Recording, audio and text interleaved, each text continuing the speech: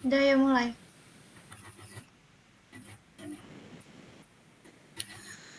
Assalamualaikum warahmatullahi wabarakatuh. Di sini saya perwakilan dari kelompok 3 akan menjelaskan hasil dari diskusi kelompok kami pada mata kuliah rekayasa perangkat lunak yang diambil dengan topik konsep pemodelan sistem. Di sini anggota dari kelompok 3 yang pertama ada Intan Justisia dengan 3 NIM akhir 130, lalu yang kedua ada Muhammad Faiz Hisyam dengan 3 NIM terakhir 133, lalu yang ketiga ada Kenesti dengan 3 NIM terakhir 135, lalu yang terakhir ada saya sendiri Neviti Elmaira dengan 3 NIM terakhir 138. Pendahuluan. Pemodelan sistem adalah suatu pendekatan yang sangat penting di dalam pengembangan perangkat lunak modern. Hal ini memungkinkan para pengembang untuk memahami, merencanakan, dan mengimplementasikan sistem perangkat lunak dengan lebih efisien dan lebih efektif. Dalam laporan ini akan dibahas secara detail teori tentang konsep pemodelan sistem dan kemudian akan diterapkan pada proyek besar kita dengan yang bernama ConcertEase. Implementasi pada proyek kami ConcertEase. ConcertEase adalah sebuah platform perangkat lunak inovatif yang dirancang khusus untuk membantu penyelenggara konser dan acara musik menghadapi berbagai tantangan platform yang menyediakan berbagai fitur termasuk fitur penjualan tiket, fitur seleksi lokasi, fitur perencanaan acara, strategi promosi, hingga pelaporan keuangan integrasi dalam satu sistem.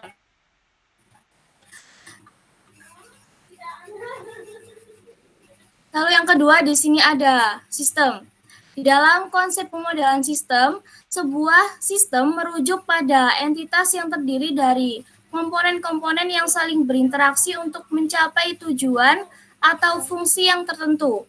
Sistem ini dapat mencakup orang, proses, teknologi, atau elemen lainnya yang bekerja bersama-sama dalam suatu lingkungan untuk mencapai hasil yang diinginkan.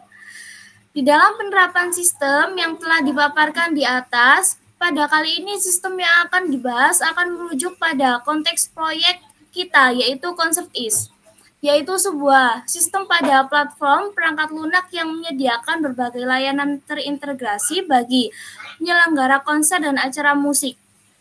Hal ini mencakup penjualan tiket, seleksi lokasi, perencanaan acara, strategi promosi, hingga pelaporan keuangan. Komponen-komponen di atas itu saling terhubung dan berinteraksi untuk memberikan solusi yang komprehensif bagi penyelenggara acara. Lalu di sini ada tujuan dari pemodelan sistem. Pemodelan dapat membantu dalam memahami struktur dan perilaku suatu sistem. Pemodelan ini adalah suatu proses penting dalam rekayasa perangkat lunak yang mana bisa membantu kita memahami struktur dan perilaku sistem dengan lebih mendalam. Yang pertama ada representasi visual, lalu yang kedua ada pemahaman struktur, yang ketiga ada pemahaman perilaku. Lalu ada analisis dan perancangan, di mana pemodelan digunakan untuk menganalisis kebutuhan sistem dan merancang solusi yang efektif. Di sini ada analisis kebutuhan sistem, lalu yang kedua ada merancang solusi yang efektif, lalu yang ketiga ada komunikasi. Baik, untuk selanjutnya dilanjutkan oleh rekan saya. Baik, selanjutnya yaitu tujuan pemodelan sistem. Yang ketiga ada dokumentasi, yang dimana dalam konteks aplikasi ConcertEase ini, pemodelan sistem memberikan dokumentasi visual yang sangat penting untuk sistem yang sedang dibangun. Yaitu yang pertama, komunikasi dengan pemangku kepentingan, kedua, panduan implementasi, dan ketiga ada pelatihan pengguna akhir. Next. Selanjutnya ada komponen sistem. Yang pertama ada elemen. Elemen sistem adalah komponen-komponen dasar yang membentuk sistem secara keseluruhan. Berikut ini adalah penjelasan lebih detail tentang berbagai jenis elemen sistem ini. Yang pertama itu ada manusia, lalu kedua data, dan yang terakhir adalah perangkat keras dan perangkat lunak. Lalu yang kedua adalah interaksi. Interaksi antar elemen adalah konsep penting yang mengacu pada cara elemen-elemen yang membentuk sistem berkomunikasi, berkoordinasi, dan bekerja sama untuk mencapai tujuan sistem secara efektif. Yaitu yang pertama ada komunikasi, kedua kolaborasi, dan ketiga ada sinkronisasi. Next. Lalu selanjutnya ada level abstraksi pada sistem, yaitu level abstraksi pada konsep pemodelan sistem ini adalah suatu tingkatan dalam memahami sebuah sistem secara lebih sederhana dan struktur. Dalam pemodelan sistem, terdapat 3 level abstraksi yang umumnya digunakan, yaitu yang pertama ada level fisik atau physical level.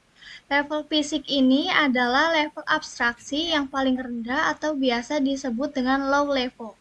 Pada level ini, struktur data yang diperlukan dan digambarkan secara rinci sesuai dengan kebutuhan oleh sistem engineer. Dan level ini biasanya digunakan oleh para praktisi software dan hardware. Lalu yang kedua ada level konseptual atau conceptual level, yang dimana level abstraksi ini lebih tinggi dari level fisik atau biasa disebut dengan medium level, yang memberikan gambaran tentang data apa yang sebenarnya perlu disimpan dalam database. Next. Lalu dilanjutkan oleh rekan saya.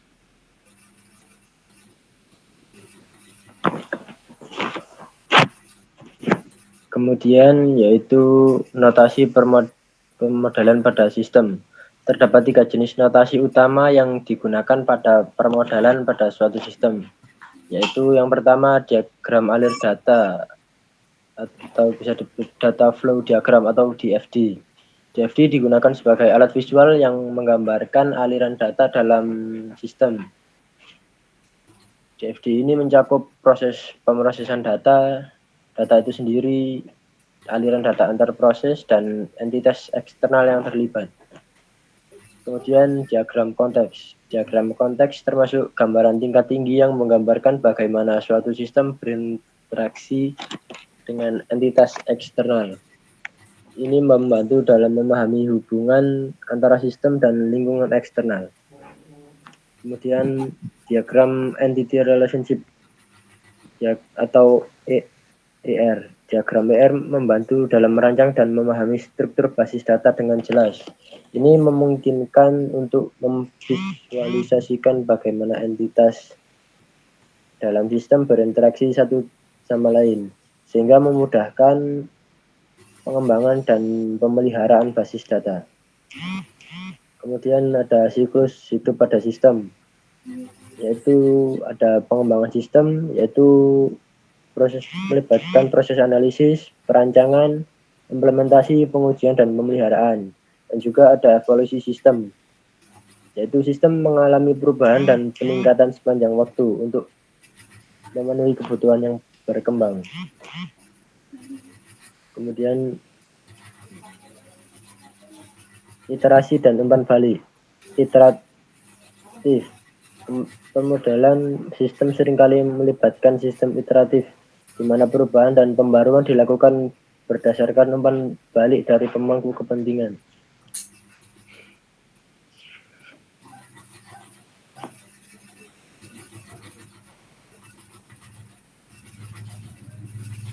Kemudian umpan balik, yaitu informasi yang diperoleh dari pemangku kepentingan untuk memperbaiki atau meningkatkan model sistem.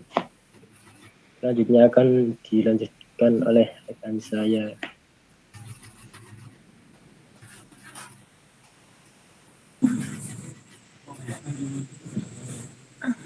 Siklus hidup pada sistem. Pertama yaitu ada pengembangan sistem melibatkan proses analisis, perancangan, implementasi, pengujian, dan pemeliharaan. Yang kedua yaitu evolusi sistem, yaitu di sini ada yang mengalami perubahan dan peningkatan sepanjang waktu untuk memenuhi kebutuhan yang berkembang. Next. Iterasi dan umpan balik. Iteratif adalah pemodelan sistem seringkali melibatkan proses iteratif di mana perubahan dan pembaruan dilakukan berdasarkan umpan balik dari pemangku kepentingan. Yang kedua yaitu umpan balik. Umpan balik ya informasi yang diperoleh dari pemangku kepentingan untuk memperbaiki atau meningkatkan model sistem. Nah, di sini ada implementasi pemodelan sistem pada proyek Conser is, yaitu ini gambar diagram aliran datanya. Yang ini di sini ada user. Nah, user nanti di sini bisa melihat semua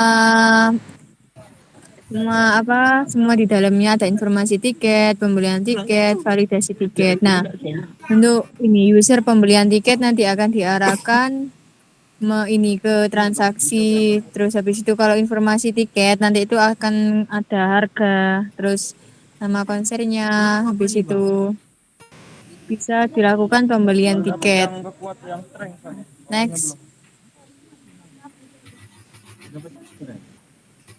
Yang kedua yaitu ada gambar diagram konteks. Di sini tengah-tengahnya yaitu aplikasi tiket konser online. Yang pertama ada